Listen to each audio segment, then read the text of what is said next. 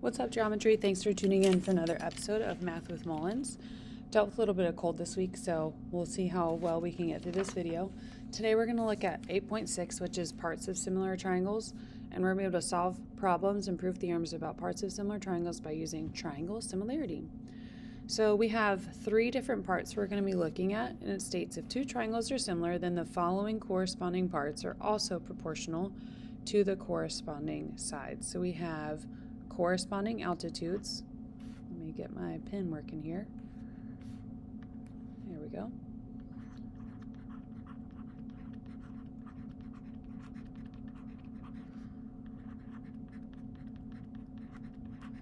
And remember, your altitude is going to be that line in the middle that's going to represent the actual true height of your triangle. Sometimes it's the middle, sometimes it can be on the side, but we can say line BD matches with line FH, and then you can just choose two other corresponding parts. For me, I chose BC matches FG.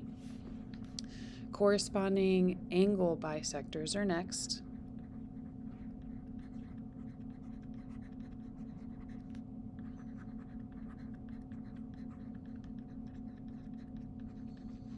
And those are going to say, if you look at QS, so QS is an angle bisector in the first triangle, and UW is the angle bisector in the second one. And then you again choose two corresponding sides. This time I chose QP corresponds to UT. The third corresponding part is the corresponding median.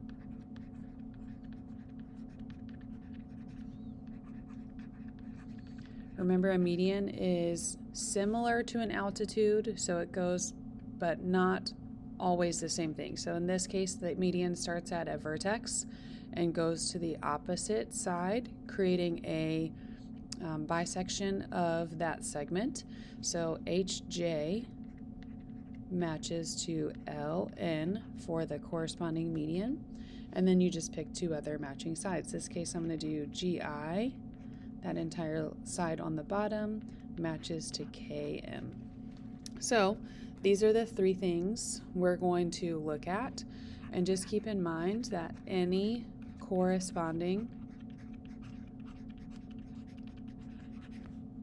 pair of sides will work as long as you have these three things: corresponding median, corresponding bisectors, and corresponding altitudes. So these second parts right here could be interchangeable with other corresponding sides. So we're going to try some examples. If you want to pause the video and try these on your own first and then click play, feel free. Otherwise, we're going to jump right into it. So this one is showing median. So I'm going to take 18 to 27 is equal to x over 12. And then we're just cross multiplying. 27 times x and 18 times 12, so that x is equal to 8. Okay. Example 2, we have the similar triangles ABC and EGF, and in this case I'm seeing angle bisectors, so I'm going to take 32 bisectors, the angle of bisector, and then 24 on the other one is equal to 38 over x. So we get 32x when we cross multiply is equal to 912, and then when we divide by x, we're getting 28.5. Since we spent so much time on proportions, I'm not showing all steps here, but if you needed to see a previous video, feel free to check those out from Unit 8. The next part we're going to talk about is our angle bisector theorem, and this is going to be the finisher of our notes today. It says an angle bisector in a triangle separates the opposite side into two segments that are proportional to the two other sides. So in this case, we can look at AD and CD are being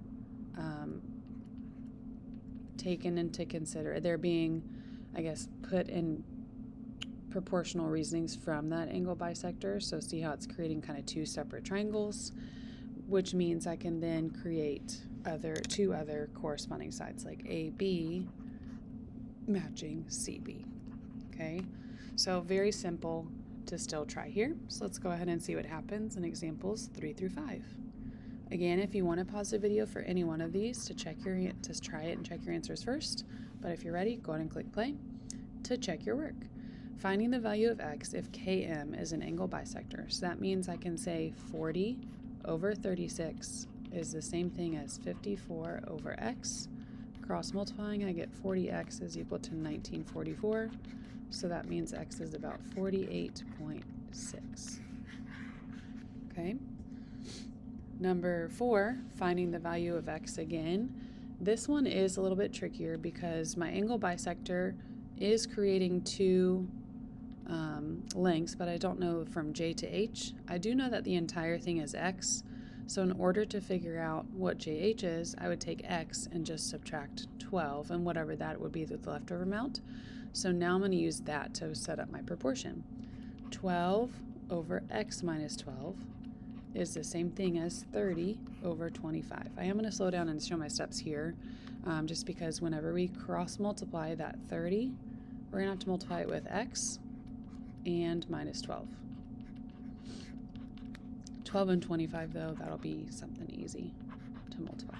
Okay, so I'm going to get 30x minus 360 is equal to 300. Add 360 to both sides. I get 30x equals 660, so x is 22.